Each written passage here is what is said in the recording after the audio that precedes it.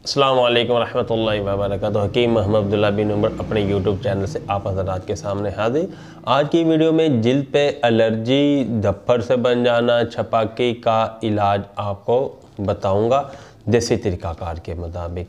जिल्द पे एलर्जी हो जाती है जिसकी वजह से दाने से बन जाते हैं, ददरी सी निकल आती है, धब्बड़ बन जाते हैं, छपाकी सी बन जाती है। इन तमाम मसाइल के हल के लिए आज का बताया हुआ देसी नुस्खा इंशाअल्लाह ताला कारआमद है और इनकी शफायाबी के लिए बफज़ल खुदा इंशाअल्लाह ताला काफ़ी है।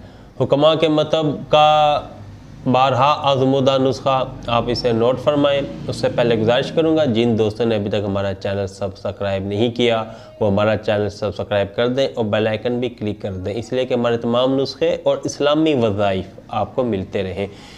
अल्हम्दुलिल्लाह हमारे यूट्यूब चैनल पे लोगों का देसी तरीक़ाकार के मुताबिक इलाज किया जाता है और इस्लामी वज़ाइफ उनके हाजात के मुताबिक बताए जाते हैं। अगर आपको भी कोई हाजत है या कोई मसला है तो आप हमसे व्हाट्सएप पर रब्ता करके इस्लामी वज़ाइफ और देसी नुस्खाजात पूछ सकते हैं। अब आता हूँ एलर्जी के नुस्खे की तरफ।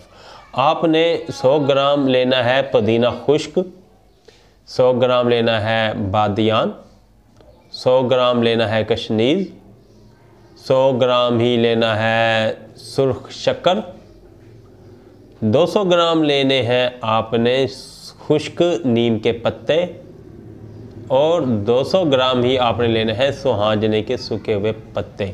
इन तमाम का मोहतरम आपने सफ़ूफ बना लेना है, अच्छी तरह बिल्कुल बरीक करके सफ़ूफ बना लेना है, अपने पास महफूज कर लेना है।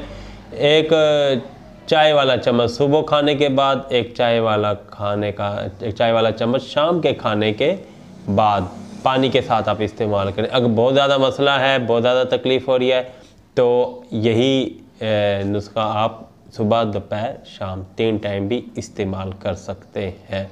वीडियो पसंद आई हो वीडियो को लाइक कर दें, हमारा चैनल सब्सक्राइब कर दें। अगली वीडियो तक इजाज़त दें। अल्लाह हाफिज़।